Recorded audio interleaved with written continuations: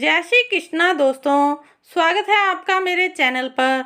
आज मैं आपको पुरुषोत्तम मास महात्म्य का 13वां अध्याय पढ़कर सुनाऊंगी। लेकिन वीडियो शुरू करने से पहले अगर आपने अभी तक मेरे चैनल को सब्सक्राइब नहीं किया है तो कर लें और पास में लगे बेल आइकन को भी दबा दें ताकि मेरे आने वाली सभी वीडियोस की नोटिफिकेशन आपको मिल जाए।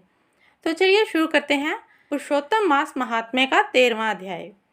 ऋषि कहने लगे कि हे सूत जी, राजा दृढ़धनवा को पुरुषोत्तम के सेवन से राज्य, पुत्र, पौत्र और पतिव्रता स्त्री कैसे मिली और योगियों को अति दुर्लभ भगवान का लोक कैसे प्राप्त हुआ, इसलिए आप विस्तार से इस इतिहास को कहिए।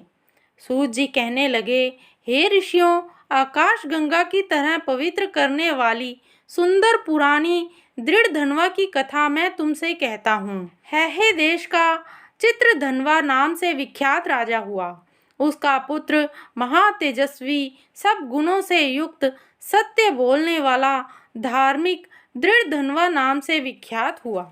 वह दृढ़धनवा अंगों सहित चारों वेदों को पढ़कर विधि पूर्वक गुरुजी की पूजा कर दक्षिणा देकर पिता के नगर को गया।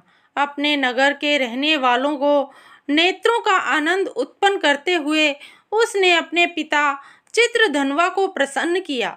अब राजा चित्रधनवा अपने मन में विचार करने लगा कि स्त्री, घर, पुत्र आदि छोड़कर मुझको भी वन में जाकर हरि का भजन करना चाहिए।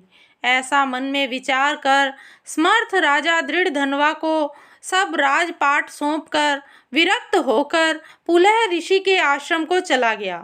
वहां जाकर तप करने लगा।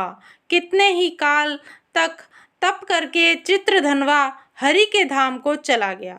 दृढ़धनवा ने जब अपने पिता की मृत्यु को सुना तब अपने पिता की ओर्ध दैहिक क्रिया की, फिर नगर में राज्य करने लगा। राजा दृढ़धनवा की गुण सुंदरी नाम की स्त्री थी। उसके 4 पुत्र हुए और चारुमती नाम की एक कन्या उत्पन्न हुई। उसके पुत्र चित्रवाक, चित्रवाहा, मणिमाण और चित्रकुंडल नामों से विख्यात हुए। श्री नारायण कहने लगे कि एक समय सोते हुए उस राजा के मन में यह विचार उत्पन्न हुआ कि मेरा यह सब वैभव किस पुण्य के प्रभाव से हुआ।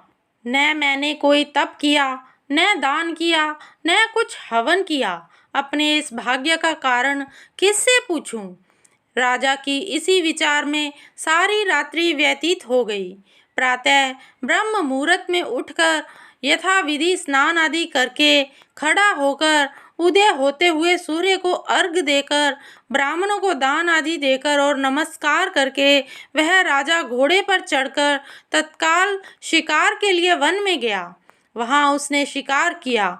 उसी वन में राजा दृढ़धनवा के बाण से घायल होकर एक मृग दूसरे वन में भाग गया। घायल मृग के शरीर से गिरते हुए रुधिर के निशानों से राजा दृढ़धनवा भी उसके पीछे गया, पर थोड़ी देर में मृग राजा की निगाह से ओझल होकर कहीं छिप गया। राजा ने प्यास से व्याकुल होकर फिरते फिरते सागर के समान एक सरोवर को देखा। वहां पर तत्काल जाकर उसने पानी पिया। वहीं उसने अत्यंत घनी छाया वाला वट का वृक्ष देखा। उसकी जटा में घोड़े को बांधकर राजा वहां बैठ गया। वहां पर वाणी बोलता हुआ तोता आया। राजा को अकेला बैठा हुआ देखकर वह शुक बार बार एक ही श्लोक बोलता रहा, तू पृथ्वी में अत्यंत सुख को देखकर सार वस्तु को नहीं विचारता तो कैसे पार पहुँचेगा। ऐसे उसके इन रहस्यपूर्ण वचनों को सुनकर राजा को यही सोच हुआ कि बारंबार यह शुक ऐसा वचन क्यों कहता है।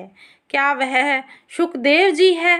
मुझ मूढ़ को संसार सागर में डूबे हुए देखकर मुझको श्री कृष्ण का भक्त समझकर मुझ पर कृपा करके उद्धार करने को आए हैं।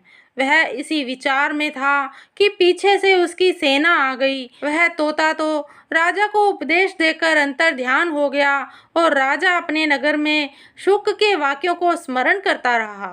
इसी के साथ ही पुरुषोत्तम मास महात्म्य 13वां अध्याय समाप्त होता है। 14वें अध्याय की वीडियो एंड स्क्रीन पर लगी हुई है, वहां से क्लिक कर आप देख सकते हैं। तो दोस्तों ये वीडियो आपको कैसी लगी कमेंट करके अवश्य बताइएगा।